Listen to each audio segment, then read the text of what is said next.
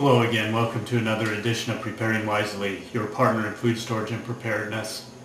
Whether you're new to food storage or an old pro, you may have heard about peat jars and wondered what exactly are peat jars. Peat jars are containers that are great for storing food on a long-term basis. And what designates a peat jar? Well, on the bottom, it's going to be hard to see with this camera, but on the bottom there's the symbol for the plastic, which is number 1, PETE. So hence these are called peat jars or peat containers. There's some advantages and disadvantages to storing with peat jars. First, the advantage and disadvantage is they are clear. The advantage is you can see what's in the jar and make sure there's no foreign materials, bugs, etc.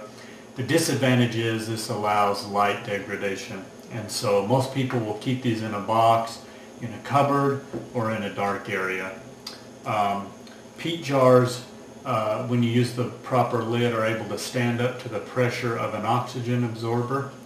Let me show you what I mean by this. This is a metal lid. Often there are plastic lids that come with these jars, and they're not made of PETE. They're another plastic, and they can be porous, or they may not be able to stand up to the pressure of the oxygen absorber. And so we advise using metal lids with the gasketed ring inside. This is an oxygen absorber. You may have noticed other food products come with these. They have a ferrite material inside of them, and they draw oxygen into themselves.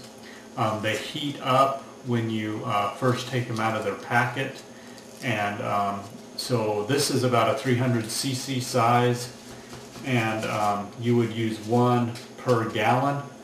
So you put you fill up your container with your product such as wheat, beans, rice, other grains, and then you put the lid on, and then it will draw oxygen into itself. And you want to fill the container up as full as possible, or else you'll risk some buckling on the jar itself. But these containers are airtight, and when you couple it with a lid, it will provide you with an airtight storage and stand up to the pressure of an oxygen absorber. Just remember, keep these in a dark place if you're going to store them for long term. And peat jars are great for storing dry foods, and some people store their dehydrated products in here, things that they either have opened from number 10 cans or items that they've dried themselves.